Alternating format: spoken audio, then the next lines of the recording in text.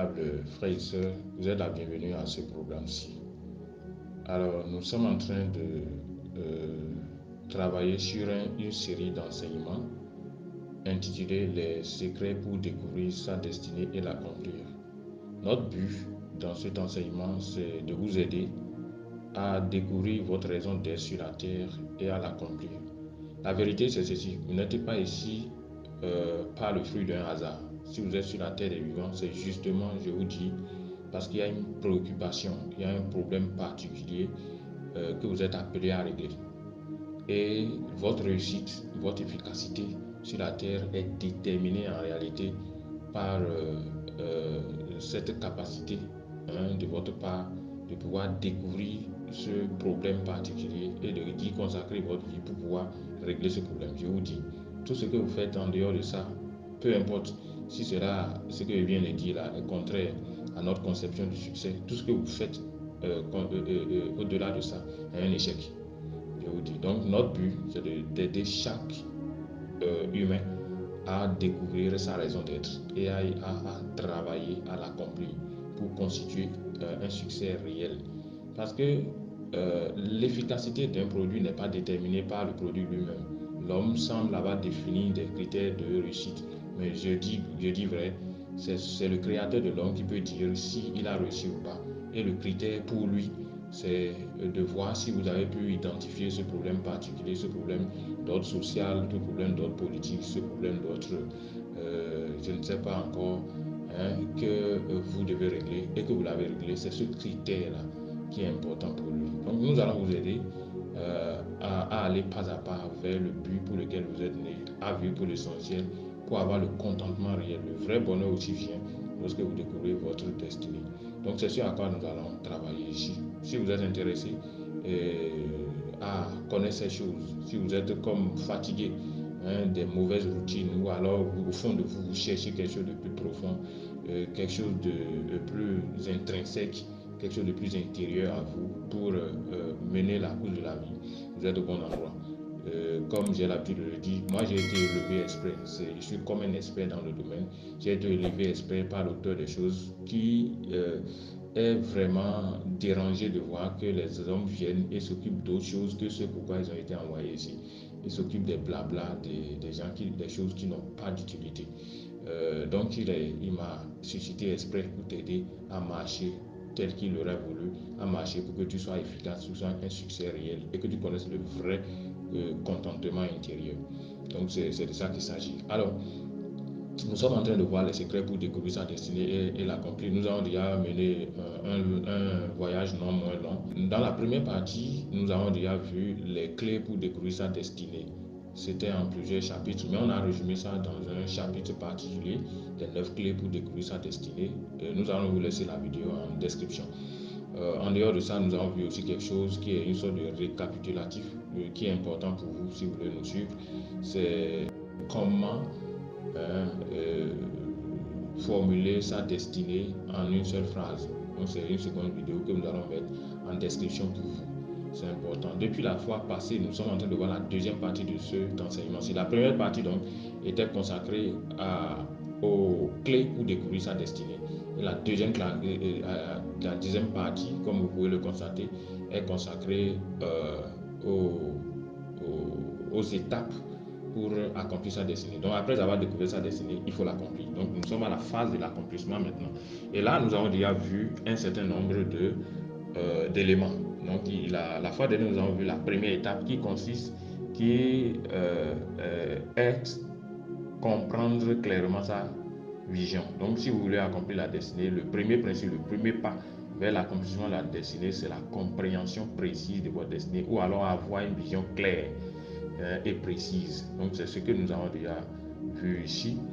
Alors aujourd'hui nous allons poursuivre, donc nous allons passer au niveau de la deuxième étape pour accomplir votre destinée, et cela c'est bien évidemment développer votre foi, développer sa foi. Vous ne pouvez pas accomplir une destinée en laquelle vous n'avez pas cru. Vous ne pouvez pas accomplir une destinée en laquelle vous n'avez pas cru. Vous ne poursuivrez pas une destinée que vous n'avez pas, en laquelle vous n'avez pas cru, encore moins vous ne l'accomplirez pas. Si vous ne pouvez pas accomplir ce que vous n'avez pas poursuivi. Mais pour commencer, pour d'abord commencer, vous devez avoir foi. Donc la foi est indispensable. Donc nous allons travailler à développer votre foi en votre destinée. Peut-être tu es en train de m'écouter, tu as une idée vague de ce à quoi tu es appelé à faire dans la vie. Mais le problème c'est que tu n'as même pas foi en ça, tu ne crois pas assez. Comment tu vas développer ça? Ta foi, c'est ce que nous allons faire ici. Et c'est important. Et la Bible nous dit dans le Hébreu 11, verset 1 à partir du verset 1. Or, la foi est l'assurance des choses qu'on espère, la démonstration de celles qu'on ne voit pas. Or, la foi est l'assurance des choses qu'on espère, la démonstration de celles qu'on ne voit pas. Qu'est-ce que c'est que la foi? La foi consiste à se comporter aujourd'hui, comme si vous avez déjà obtenu ce que vous allez obtenir en réalité demain. La foi consiste à se comporter aujourd'hui comme si vous avez déjà une chose, alors que la chose n'est pas dans vos mains. C'est ça la foi. Donc, si vous avez la foi, votre vision là, de devenir Premier ministre, votre vision de devenir un grand entrepreneur, votre vision de devenir un grand directeur de société pour transformer, pour faire avancer les frontières du royaume, cette vision-là, de devenir le conseiller du roi, le conseiller du président de la République, vous allez y croire, vous allez commencer par vous comporter comme tel maintenant. Ça ne va pas vous surprendre si vous avez la foi. Mais si vous n'avez pas la foi, ce serait peine perdue. Donc c'est important. Alors nous allons voir à l'instant 2 moyens pour développer sa foi afin d'accomplir sa destinée. 2 moyens. La première chose à faire lorsque vous voulez développer votre foi, c'est d'étudier votre vision. Vous devez étudier votre vision. Et la deuxième chose à faire, ce serait de professer votre foi, votre vision. Donc la première chose est d'étudier votre vision. Qu'est-ce que ça veut dire? Si vous avez une idée vague de ce à quoi vous êtes appelé, c'est le moment de vous lancer dans les recherches, dans l'étude pour mieux approfondir votre compréhension de votre vision. Vous devez vous procurer des documents, aller vers les personnes ressources pour pouvoir mieux comprendre votre vision. Donc vous avez 2 grandes sources. Il y a d'abord la Bible et les ouvrages bibliques qui vont vous aider, parce que au-delà de tout, vous voulez accomplir la destinée selon le plan de Dieu et non selon le plan des hommes. Donc vous devez comprendre ce que Dieu veut de vous surtout. Donc là, il est obligatoire pour vous d'étudier la Bible à la recherche de votre vision, pour la compréhension de votre vision. Et il est recommandé de pouvoir étudier certains personnages bibliques, notamment ceux qui semblent avoir une même destinée que vous. Parce que Dieu est trop créatif pour créer 2 choses identiques, pour faire 2 choses identiques. Dieu est trop créatif pour faire 2 choses identiques. Il ne fera pas 2 choses identiques. Votre destinée n'est jamais pareille à la destinée de l'autre, sauf qu'il y a des destinées qui se ressemblent. Donc, si vous étudiez la destinée de l'autre, une destinée analogue, vous allez mieux comprendre votre destinée. Donc, cherchez dans la Bible ces personnages bibliques qui semblent avoir le même sort que vous. Si vous êtes appelé à être le conseiller du roi, j'espère que vous devez pouvoir étudier la vie de Daniel. Vous allez étudier bien évidemment aussi la vie de Joseph. Si vous êtes appelé à gouverner vous-même, la vie de David doit être étudiée et scrutée. Si vous devez travailler au palais, au service d'un roi, la vie de Néhémie doit être étudiée. Je ne sais pas si vous comprenez un peu. Et les principes qui régissent leur vie, leurs interdits, leurs défauts, leurs forces, vous devez pouvoir étudier tout ça là. Donc c'est cela. Et cela est valable aussi pour les sources laïques, les sources ordinaires. Donc, si vous êtes appelé à être un entrepreneur, il va de soi que vous aurez à des séminaires d'entrepreneurs et autres. Ça n'a pas de rapport direct avec les Écritures. Les Écritures vont vous poser les fondements. Les versets bibliques sur l'entrepreneuriat vont poser les fondements. Mais vous avez besoin de connaissances pratiques. J'ai vu ça aussi dans l'église. Les gens ne veulent pas s'ouvrir à certaines connaissances qu'ils appellent du monde, mais qui ne sont que des connaissances d'ordre général. Donc, c'est à vous d'être assez intelligent, prudent, pour ne pas avaler tout, et de trier pour voir ce qui n'est pas conforme aux Écritures. Mais il y a ces connaissances de l'ivresse dont vous avez besoin pour accomplir votre mission. Si vous êtes un entrepreneur, vous allez lire la Bible, d'accord, mais vous devez pouvoir faire certaines recherches. Par exemple, les questions de la comptabilité, comment tenir sa caisse. et autres. Quel rapport avoir avec votre comptable, quel rapport avoir avec la banque et autres. Vous n'aurez pas de précisions dans les écritures. Les règles globales sont là, mais les précisions, vous devez pouvoir vous faire former. Et vous devez étudier la vie des personnages historiques ou contemporains qui ont surtout une destinée un peu pareille à la vôtre. Donc, vous devez pouvoir les étudier pour mieux comprendre votre vision.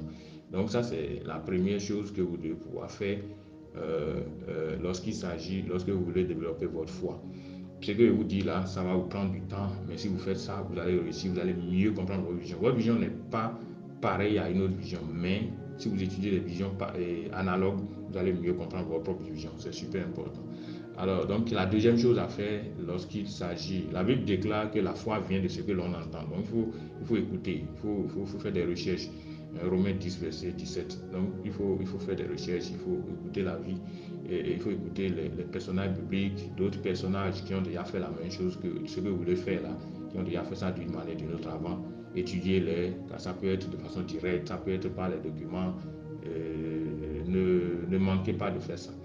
Important. Donc, la deuxième chose, c'est de professer votre vision. Professer votre vision. Donc, après avoir étudié votre vision, que vous l'avez comprise, j'ai même recommandé qu'on écrive ça en une seule phrase. En dehors de ça, vous devez déclarer votre vision. Professer, c'est déclarer. Vous devez pouvoir la déclarer, la répéter, jusqu'à ce que ça devienne partie intégrante de vous. Cherchez des moments calmes et des lieux calmes pour aller déclarer: je suis entrepreneur, je suis un financier du royaume. Dieu veut m'utiliser pour faire avancer ces frontières par le moyen des finances. Oui, je suis un conseiller du président de la République, c'est ce qui a été dit de moi. Par mon intermédiaire, Dieu veut révolutionner cette nation-ci. Je ne sais pas si vous comprenez, vous déclarez ce que vous croyez être. Et du coup, ça fait toute la différence. Donc, c'est important. Alors, donc, nous avons vu déjà deux moyens pour développer sa foi afin d'accomplir sa destinée. Cela consiste à étudier sa vision, vous l'avez déjà compris. Et deuxième chose, vous devez professer votre vision. Alors, nous allons à présent voir les avantages liés à la profession de votre vision ou à la confession de votre foi. Il y a 5 avantages que j'ai pu identifier au fait pour vous de pouvoir déclarer votre vision. Si vous déclarez régulièrement votre vision, 5 choses vont vous arriver. De positif, bien sûr. La première chose, c'est que votre foi va devenir inébranlable. Plus vous entendez parler, plus votre foi est établie, plus il y a une forteresse positive en vous qui vous protège contre toutes sortes de peurs, toutes sortes de doutes et autres. Plus vous déclarez quelque chose, plus ça devient partie intégrante de vous, plus ça devient votre seconde nature. Donc apprenez à professer ce que vous croyez. Prenez des heures. Vous pouvez prendre une chaise, vous asseoir dans votre chambre et déclarer: je suis ceci. Je suis appelé à guérir les nations. Je suis appelé à gouverner avec les rois. Je suis un entrepreneur entre les mains de l'auteur des choses. Je suis ceci. Vous pouvez vous asseoir et vous parler vous-même. Ou alors, je recommande que ce soit vu, que ce soit dans la nuit, c'est-à-dire au moment où tout le monde dort, que vous allez de loin là, que vous déclarez ça pour vous-même. Ça, c'est une prière particulière. C'était pour vous convaincre vous-même d'abord. Le premier avantage, c'est bien évidemment la foi et la confiance inébranlable. Ça, c'est Romains 10, verset 17, dit que la foi vient de ce que l'on entend. Je l'avais cité, c'est important. Alors, la confession aussi, ça crée, ça fait une création spirituelle. Au spirituel, parler, c'est créer.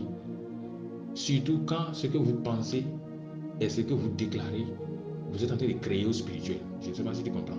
Si tu déclares, si tu es en train de déclarer ce que tu penses au spirituel, tu es en train de créer. N'oubliez pas que dans le livre de Genèse 1, la Bible nous a révélé que Dieu a créé les cieux et la terre. Mais comment? À un moment donné, il dit que la lumière soit. Il a déclaré seulement cela est réel. Au surnaturel, vous n'avez pas besoin de vos mains pour créer, vous avez besoin de votre langue. Au surnaturel, vous n'avez pas besoin de vos mains pour créer, vous avez besoin de votre langue. Vous comprenez? Donc, déclarez les choses que vous voyez. Déclarez les choses que vous voyez. Je sais qu'il y a des cours de développement personnel qui vous disent de déclarer seulement: je suis riche, j'ai entendu les gens dire des trucs pareils. Bon, moi, je ne fais pas de développement personnel, non. J'ai été envoyé par l'auteur des choses pour redresser ce qui ne va pas dans la société. Une partie de ma vision à moi, c'est de t'aider à accomplir ta vision. Donc, moi, je ne fais pas de développement personnel.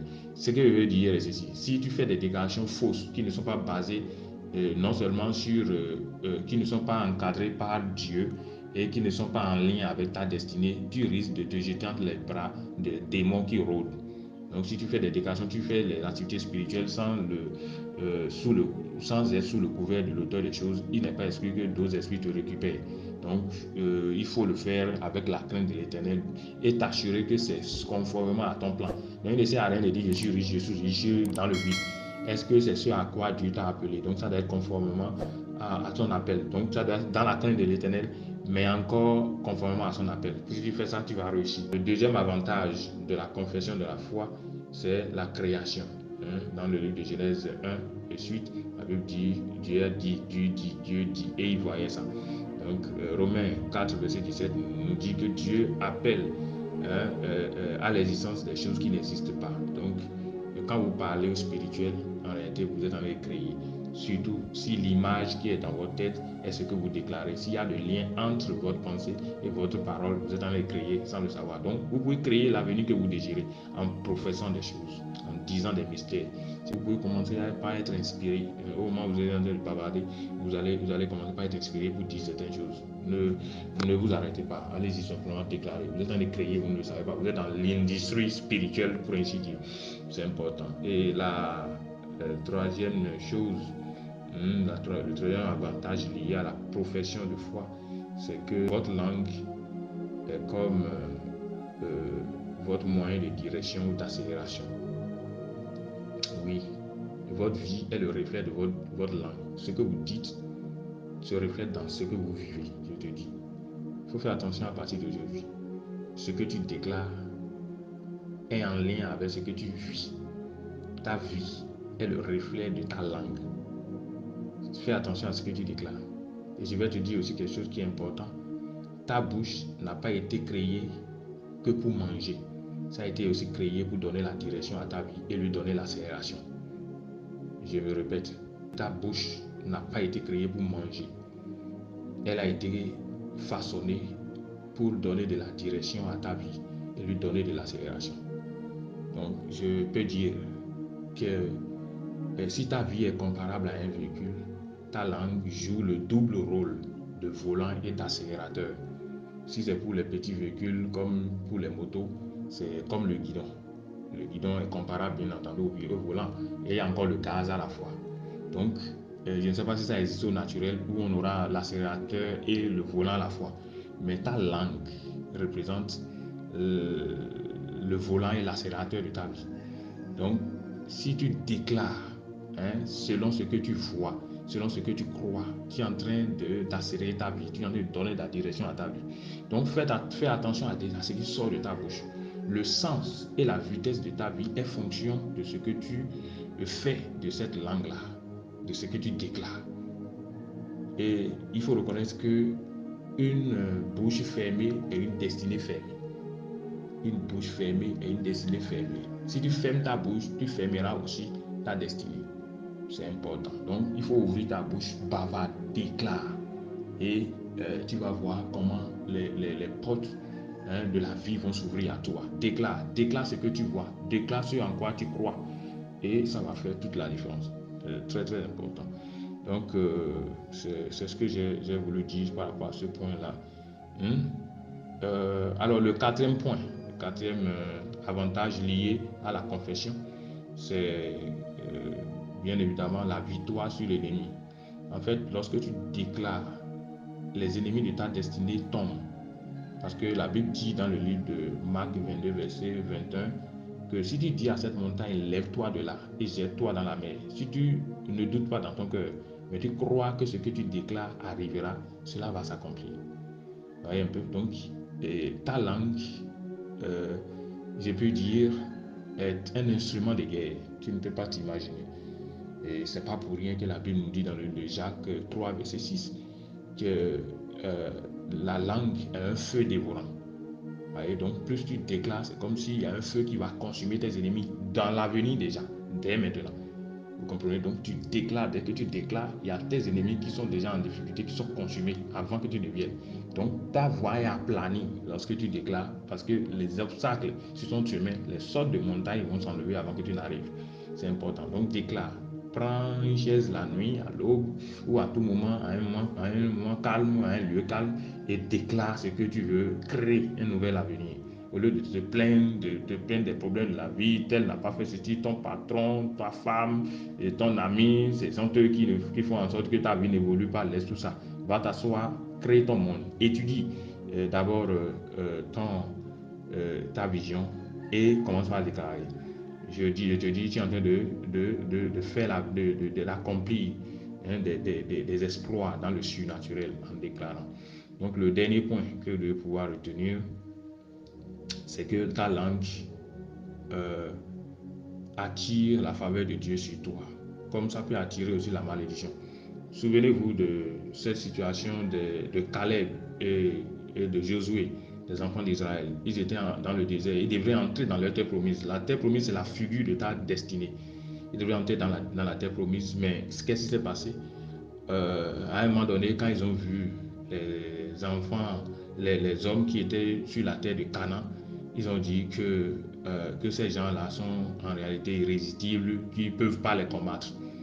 Et Dieu s'est fâché, il a dit, bien attendez, depuis que je fais des miracles devant vous, là, vous n'avez pas cru en moi, quoi.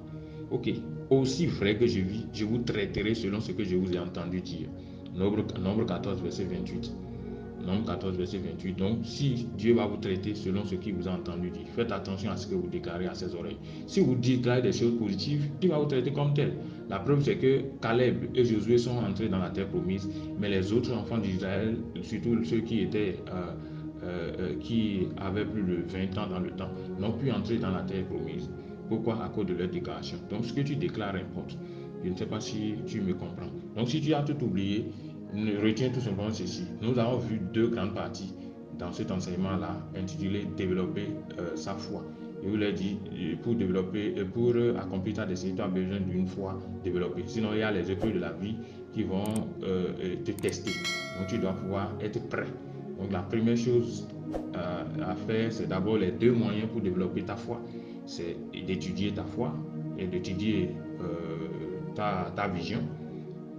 La deuxième chose à faire, c'est de professer ta vision, de confesser cela, de déclarer cela. Ça, c'est le premier point. Alors donc, la première partie était consacrée aux deux moyens pour développer sa foi. Et la deuxième partie est consacrée aux avantages liés à la profession de foi, à la confession de foi, à la déclaration prophétique. Le premier avantage, c'est que cette profession-là te donne la foi et la confiance inébranlable dans ta vision. Et la profession de foi est une création surnaturelle ou spirituelle. La profession de foi donne une orientation, permet de donner une orientation, une direction et une accélération à ta vie. La profession de foi permet, ça tu vas trouver ça dans le Jacques 3, verset 2. La profession de foi te permet aussi d'avoir la victoire sur les ennemis de ta destinée. Tu peux trouver ça dans le livre de Marc 22, verset 1. Jacques 3, verset 6. Et enfin, la profession de foi attire la faveur de Dieu sur toi. Nombre 14, verset 28. Tu es béni donc. Nous sommes à l'issue de cette vidéo-ci. Vous êtes béni. Si vous ne vous êtes pas encore abonné, faites-le. Et n'oubliez pas non plus de pouvoir commenter, partager, liker la vidéo. Mais surtout, abonnez-vous pour que vous puissiez avoir nos notifications pour suivre jusqu'à la fin. Je te dis ceci, si tu es sur la terre des vivants, tu ne maîtrises pas ce que je suis en train de te dire ici, tu es une bête, en fait tu ne vis pas réellement. L'auteur des choses n'est pas trop content. Il veut que tu accomplisses la destinée. L'efficacité du produit est déterminée par sa capacité à régler le problème pour lequel il a été créé. Tu as été créé pour régler un problème particulier et tu dois pouvoir l'accomplir. Donc suis-nous et tu vas découvrir ce pourquoi tu es ici avec précision. Et ta vie change à coup sûr au nom puissant de Jésus. Au nom de Jésus, nous en prions. Amen, amen et amen.